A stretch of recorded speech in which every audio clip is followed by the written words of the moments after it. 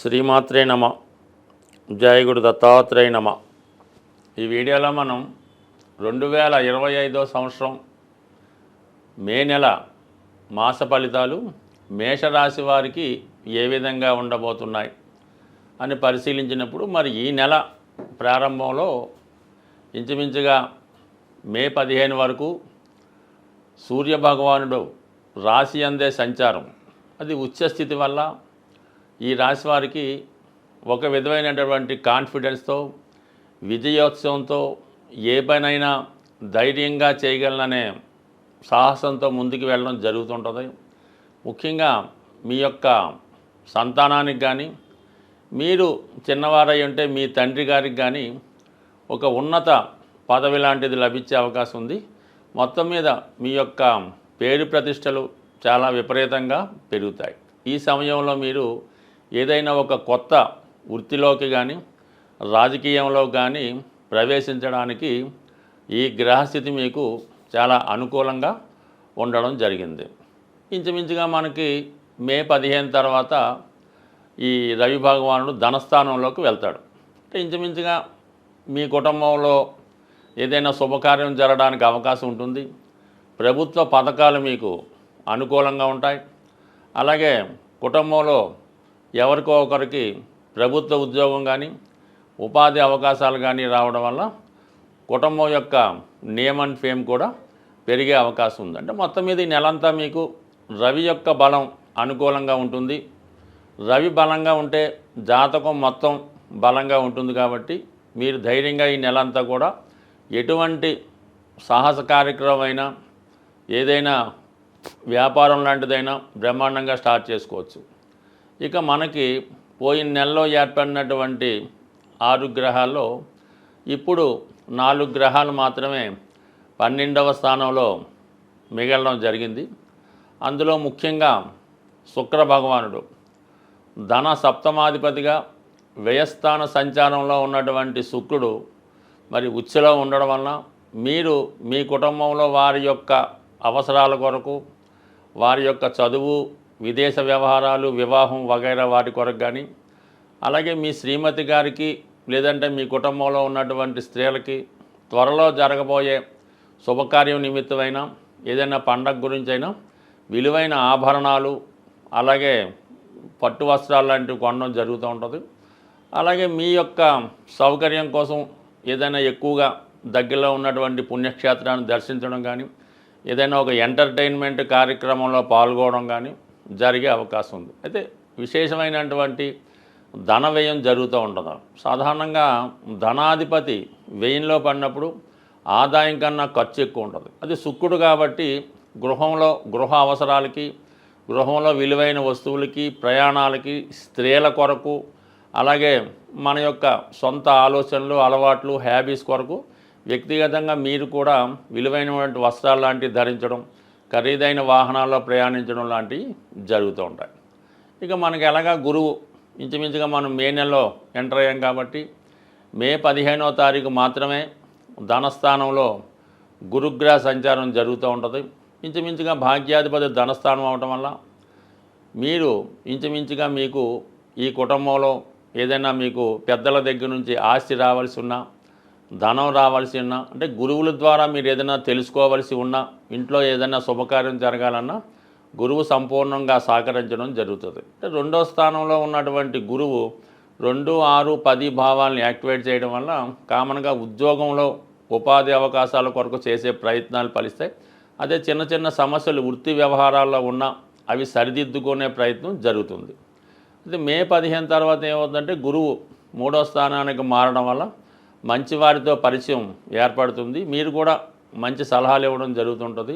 3వ స్థానంలో ఉన్నటువంటి గురువు ఈ రాశి యందు ఉన్నటువంటి ఉపాధ్యాయులకి న్యాయవాదులకి ప్రభుత్వ ఉద్యోగులకి చాలా వరకు ప్రమోషన్ లాంటిది రావడం వారి యొక్క ఆదాయం పెరగడం జరుగుతూ ఉంటుంది. అంటే 3, 7, 11 అన్నది కామత్రికోణం కాబట్టి ముఖ్యంగా వివాహం కొంతకాలంగా ఇప్పుడు చేస్తున్నటువంటి ప్రయత్నాలు ఫలించకుండా వివాహం వాయిదా పడుతుంటే మీరు మే 15 తర్వాత మళ్ళీ కొత్తగా ఫ్రెష్గా వివాహ ప్రయత్నాలు ప్రారంభించడం వల్ల వివాహ ప్రయత్నాలు సఫలీకృతం అవుతాయి.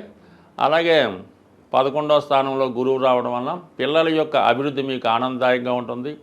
దూరంలో ఉన్నటువంటి మీ సంతానం మీకు ఆర్థిక పరంగాను వేరే విధంగాను అన్ని విధాల సహాయ సహకారాలు అందించే అవకాశాలు కూడా గురుగ్రహ అనుగ్రహంతో రావడం జరుగుతుంటుంది. ఇంకా యాజిటీస్గా మీకు 12వ స్థానంలో ఏలినాడు శని ఇప్పుడే ప్రారంభమైంది కాబట్టి నెమ్మదిగా అది మీకు ఆర్థిక పరిస్థితి మీద ప్రభావం చూపుతూ ఉంటుంది.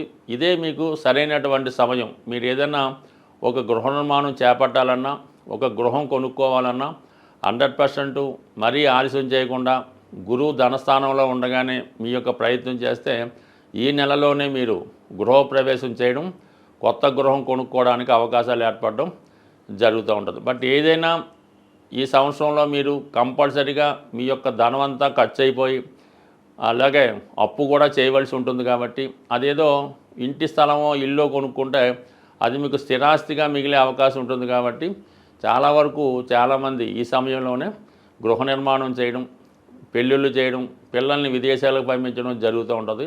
ఏదైనా ఒక ఇన్వెస్ట్మెంట్తో కూడుకున్న చేసుకుంటేనే మీకు చాలా వరకు మంచి కలిగే అవకాశం ఉంది. మొత్తం మీద మేషరాశి వారికి ఈ నెలలో చాలా వరకు మంచి ఫలితాలు ఉంటాయి.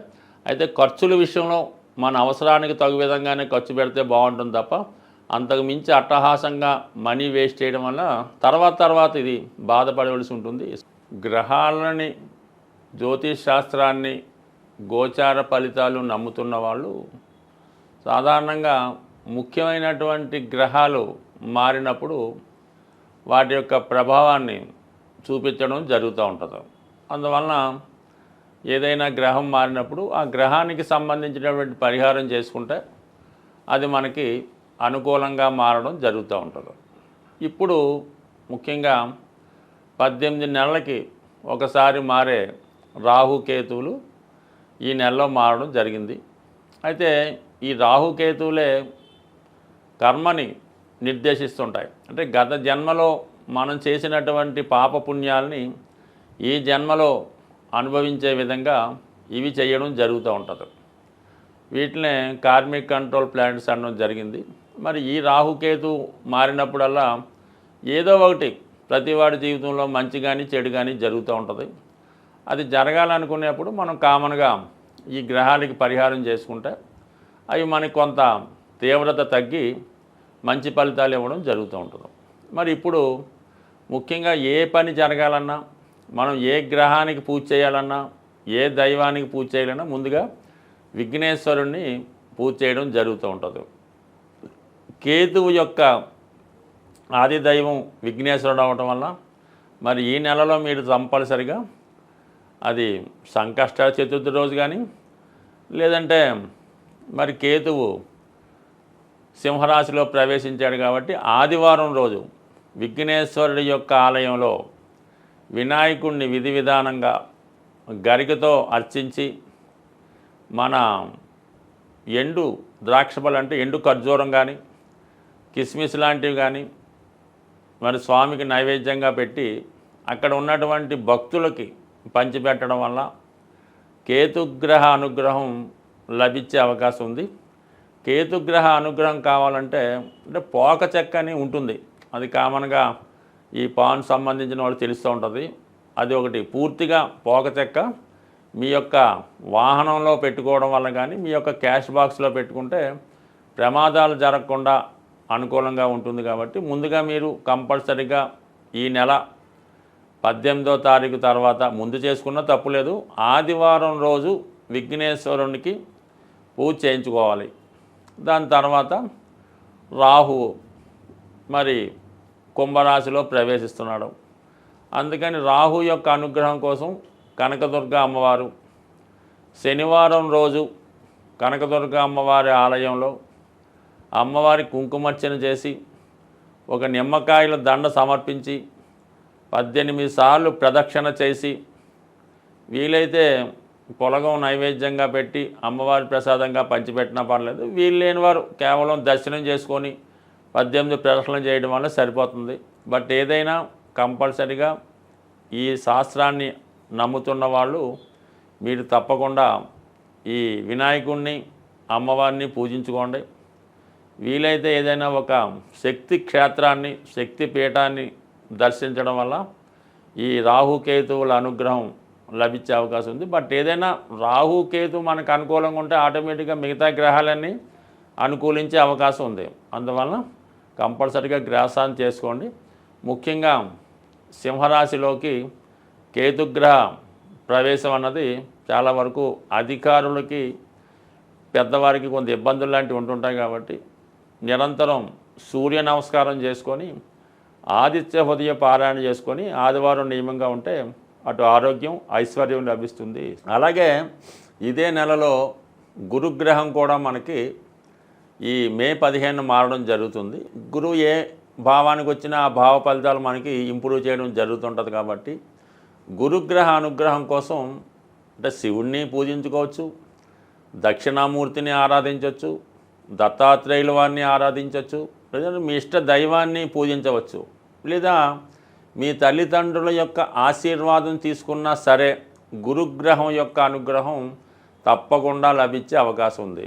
ఏదైనా చాలా కాలంగా తీవ్రమైనటువంటి ఇబ్బందుల్లో పడుతున్నాం, ఏ విధంగా కూడా మనకి దారి లేదు అనుకున్న వాళ్ళు మరి ఈ నెలలో ఒక అద్భుతమైన రెమెడీ ఏంటంటే ఏదైనా మీకు దగ్గరలో ఉన్నటువంటి గోశాలని దర్శించి మీ యొక్క వెయిట్ మీరెంత బరువు ఉన్నారో అంత బరువు ఉన్నటువంటి వెయిట్ చూసుకోండి. మీరు ఒక 80 కేజీలు ఉన్నారనుకోండి, 80 కేజీలు ఎండుగడ్డి కానీ పచ్చగడ్డి కానీ దాని ఖరీదు ఆ గోశాలలో డొనేట్ చేయవలసి ఉంటుంది. అయ్యో అంత శక్తి మనకు లేదు అనుకున్నప్పుడు దాంట్లో 8వ వంతు అంటే మీరు 80 కేజీలు ఉంటే ఒక 10 కేజీలు పచ్చగడ్డి లేదంటే ఎండుగడ్డి ఆ గోశాలలో డొనేషన్ చేయడం వల్ల మీరు పునర్జన్మ కొత్తగా జన్మ ఎత్తి ఎంత బాగుంటుందో అంత ఐశ్వర్యవంతంగా అదృష్టవంతంగా ఉండే అవకాశం ఉంది. ఈ చిన్న ప్రయత్నాన్ని చేసి సక్సెస్ అవ్వాల్సింది. స్వస్తి.